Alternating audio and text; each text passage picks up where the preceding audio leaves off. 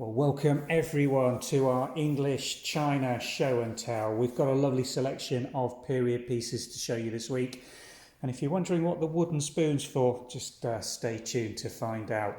Lovely coal clough, some Wedgwood, we've got some Ridgeway, some Masons, some really interesting pieces of period English China. We're going to run you through them all, discuss them, and try and teach you what's around on the English China market right now, so stay tuned. Well, first thing we're going to talk about this morning is this lovely period Imari style teacup and saucer. What do you think, Kate? I don't know. I don't actually know what the pattern is. You tell me it's Imari. It's one of my favourite china patterns because it was my grandmother's china. And in fact, it's the first pattern of china that got me into collecting vintage china. It's a very well-known pattern, this. Coal clough 6699. What period do you think this comes from on that china mark? Let me just show you that china mark. It's quite interesting, coal clough marks. I'm not sure about the china mark, but this china to me is probably 1920s, 1930s. Yeah, 1930s.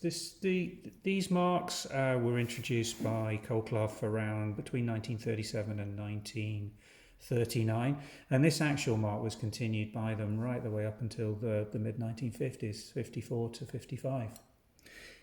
What do you think of the pattern? Oh, it's one Is of it my... Imari? I don't know. Yes, I think it is. It's one of my favourites. It's always referred to as coal clough Imari 6699. It's got the classic sort of dark cobalt blue, green and brown with the gilt Imari pattern decoration on it, which by this stage in coal clough's production was being muted down for the market slightly. So it wasn't the garish, really bright greens and reds that you see on some of the earlier 19th century Imari. Lovely piece, lovely shapes.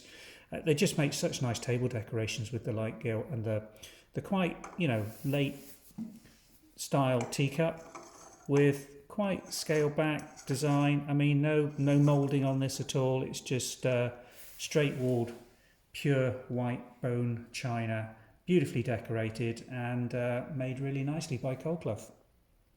Okay, I just wanted to show you these saucers that I bought recently in a local charity shop, what you call a thrift shop, and these are very similar. The colours are very similar, and they reminded me of the Imari. So, what do you think of this, Mike? I think this is far older than the coal clough, and this is more typical of Imari design.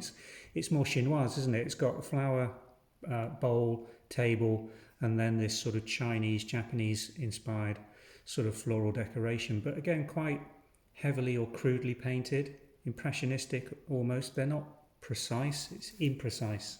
So, and do you know who the maker of that one is? I haven't researched this. Is there anything on the back? Pattern. There's no China factory marks or anything, just some decorators marks on it. I think the beauty with Imari is mixing it all up. Okay, so if I was going to start a collection of this, I did used to have a collection, but I think you sold my collection. But if I was going to start another collection, what do I need to look for? Well, the characteristic colour combinations for Imari are the cobalt blue, the bright greens, the bright reds and yellows, and heavy gilting. So choose something in a palette that you really like yourself. Some of them can be very dark. A lot of black was used on Imari during the sort of late Victorian period, whereas by the time we're getting to these coal clough pieces that you love, it's far more muted, just that bit of cobalt blue, but mainly sort of beiges and browns with the gold again. And again, look for a pattern that will mix and match with other pieces because it's really does lend itself to that. Any particular factories that you'd recommend looking for?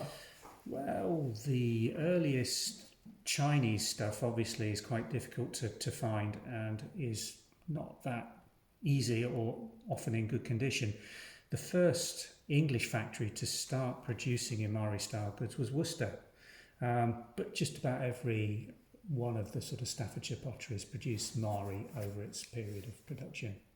Okay, what I've noticed is you often find these beautiful saucers, but often the teacups are broken. So what I love to use these saucers for is under plant pots. They look fabulous under it with a terracotta plant pot on top. Yeah, great for that. Colours. Repurposing things generally, it's usually the teacups that got broken as opposed to the saucers, very often. Yes, the colours just work so well with terracotta. Mix it up as well. Why not do that? That's cute. Yes. You know, it doesn't all have to be absolutely the same. What are you playing at? Yeah, there you go. Take the little cake serving plate away. You can make some really, really lovely table decoration. It does all go together because it's all on the same colour palette theme. Okay, let's have a look at something else now. I've got some blue and white. Blue willow to bring into the fold now. A lovely little period oval serving platter, meat platter, slightly raised. Has got a bit of a condition. It's a nice period piece though. Always very popular. Nicely stamped Wedgwood with the Willow pattern name and Pottery England put into that. So how old do you think that is? Oh, golly. I'd say that's an antique. Probably, maybe, Maybe almost. about 100 years old? Yeah, it's about there. It's very close to becoming an antique. A lot of these pieces of Wedgwood willow, and I've got a couple more pieces here. And I just noticed on the underside there is some damage. If you just turn it over. Yeah. So how does that affect the value if you're collecting this sort of china? As a collector, you wouldn't be particularly keen on having a piece like that. Okay, but for daily use, for display, it's hardly visible from the front. Spoon. So it's a nice enough piece, but with the damage, isn't something that we'd actually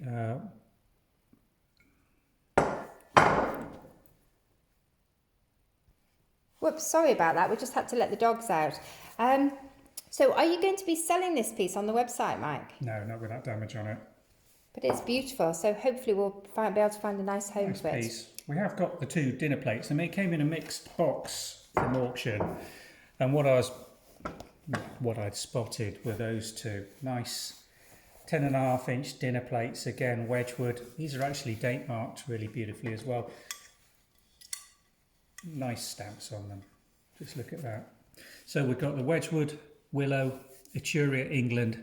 We've got Wedgwood impress marks, and we've also got here some nice 34 date mark impress marks. So these are 1934, coming up antique. Just look at the difference between those two in the colour. Pure white. Just look at that one.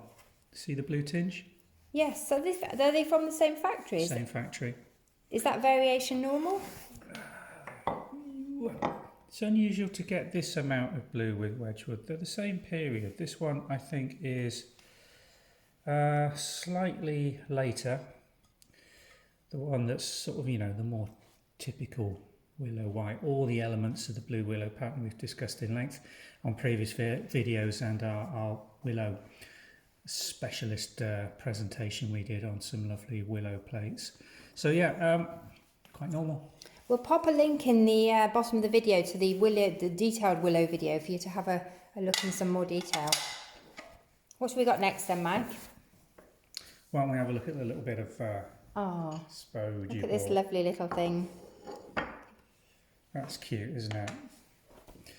It's very, very cute. I just picked this up recently on a local car boot sale, actually. I just couldn't resist it. I love this pattern. It's Copeland Spode, made in England, and the pattern is Chinese Rose. So it's just such a pretty pattern. Can you tell us a bit more about it, Mike? Well, I think it's got a date stamp on it, hasn't it? Yeah. 1958. Mid-century, at the peak of production for Chinese Rose, the green rim design. They made these in two variants. There's also a gold rim design, which we've had previously, and looks absolutely spectacular, but this is the sort of more period English mid-century piece. Chinese rose design, hand painted enamel decoration on it. Absolutely gorgeous little thing. So is this one of the best factories that made this Copeland Spode? Is it a particularly good one to buy? Copeland Spode, yeah, absolutely stunning. I've Really nice production, good quality, nice glazes, lovely enamels. Absolutely period, mid-century. I'm definitely a fan. I'd like a whole dinner service of this. I think it's absolutely beautiful. Yeah. Anyway. It was copied a lot. Caldon made this as well, very similar but slightly different. Just a variation on the pattern. So there's all sorts of different ones again, which mix and match really, really beautifully. So what have you got next? More blue and white. Oh, here we go. This came out of the. I mean, this is what I was going for when I was buying the auction lot, the mixed blue and white. This is Swinnerton's, old Altonware, pagodas, birds, lovely Japanese-inspired cherry blossom borders on these.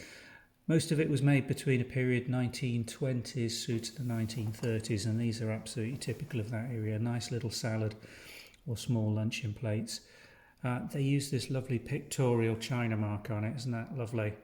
Sometimes the China marks are, as exciting as the front on these. And I think we've got a stack of 6 of these plates. It's so pretty. I absolutely love the colour of this blue and white china. I actually prefer it, I think, to this one. We'll bring them into view. Can we get them next to each other? Lovely. The borders on. I just prefer the colour of that. It's just gorgeous. It's a darker cobalt blue, isn't it? Whereas this, the Wedgwood piece, because it's almost flow blue in its appearance with this sort of bluish tinge to the china underneath it, doesn't give it as much contrast, whereas the Swinnerton's is just such a lovely, striking, almost Art Nouveau in here. You see this little sort of swirls going round, but the chinois central portion, and then this lovely little bit of decoration, just those drops coming down onto the plate surface. Absolutely gorgeous. Yeah, really like that. So all in all, I think my mixed blue and white china lot really threw some finds out there, some interesting bits and bobs. Okay, I've got something to show you now. Something else from my car boot trip. I love a car boot. Look at this beautiful plate. That's nice, isn't it? Who made it? Oh, I can't remember. I just wonder if it's Copeland Spode again. No. No? Keep going. I can't remember. China. Masons. Oh yes, of course it is. I've had some beautiful Masons breakfast cups. Yeah. Well, I actually used this in the video we made on how to identify your china pattern, because it's got the manufacturer on here beautifully, but not the actual the pattern. And this is, again, date stamped with 233 on it, I think. So February 1933, Masons were producing these beautiful pieces of ironstone. It's such a pretty pattern. It's one of my absolute favourites. It draws us back to the Imari we started off with, really, doesn't it? In terms of the colour palette, chinoise, flower basket. Where's that little where's that? saucer gone? It's disappeared. There. Yeah. You're right. Just the look. colours are very, very similar. I've got a thing about these colours, haven't I? Clearly. There you go. But I mean, this is obviously English, Masons, 1933. Fine, really nice. Gadrooning, this is called, this moulding around the rim. Beautiful serpentine, moulded design, full-size dinner plate in gorgeous condition. So a real find on a car boot. Thank you. I was very pleased with it. What did you pay for it? Oh, I can't remember. Oh my goodness. Probably next to nothing. And it's probably a £30 or £40 plate. It's beautiful. Gorgeous. I don't know if you have car boot sales in America. They're very popular in the UK. Yard sales, isn't it? Yard sales, like a garage Have sale. to let us know. Anyway, let us know if you have car boot sales in America. That's really nice. Okay. Lovely find. What else? Have you got anything else to show you? Bit of Irish willow. More willow. This was new to me. I'd not come across this factory before. Again, another mixed bit coming out of the blue and white. What intrigued me about this one was the way it's cut back, really, that they've just decorated the central portion. Very minimalist in the border design. Quite a stylised, deep, sudden rim on the side elevation. And this is made by a company called Arklow, studio craft out of Ireland.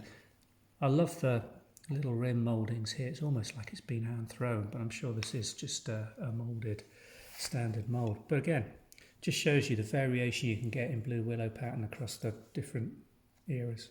I think that's one of the reasons blue and white china is so popular with collectors, because there's such a lovely variation of blue and white china you can collect, and you can mix and match them together. Mixes even the different shades of blue. Goes together. Different shades of blue. Cobalt going back to a slightly pastel blue. Lovely. Really nice. Okay, just got a couple more things to show you. I'm not sure when we acquired this plate. It was in the last couple of weeks. I don't know much about this plate, Mike. Can you help me out? Ridgeways. You always buy these, and you've bought these probably when you've seen them over the last 20, 25 years. Lovely. One of the old classic production designs that Ridgeway were producing, and this one actually interesting on some of the Ridgeway china marks.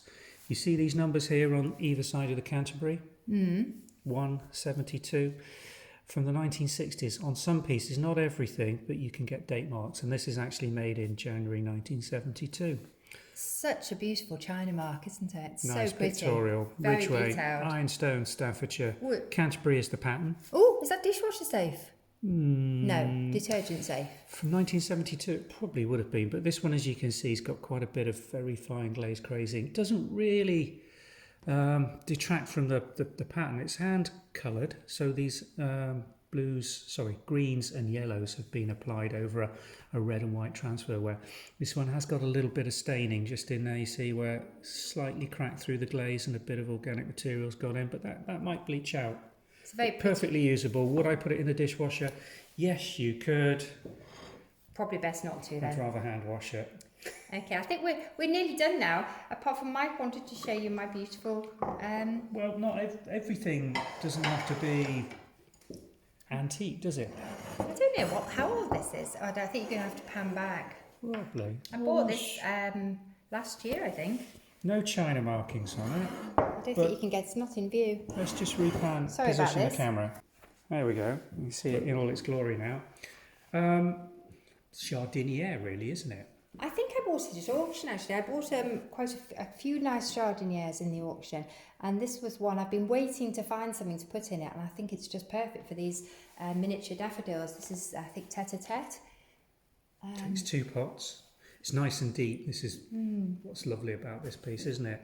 Not particularly finely moulded. I don't think it's a fine pottery piece, but in terms of using it around the house, lovely with the cherubs on. I absolutely love it. nice little piece. And just bring my spoon in. Plain white glaze. Yeah. Yeah, the spoon. We've had some feedback that we were talking over each other in one of our videos. So this is our effort not to talk over each other. When I want to speak, I now hold up the spoon. Threaten me with it. It's been waved frantically, and now I'm speaking over you again because you haven't got the spoon. Oh yes, I have. Anyway, thank you for bearing with us while we try not to speak over each other. Sometimes we just get carried away with our enthusiasm. So I hope that this was better. Sorry if it was a little stilted in places while we were trying to decide whose turn it was to speak. I hope you've enjoyed our video. Thank you for watching. Bye for now. I'm going for a lie down in a darkened room.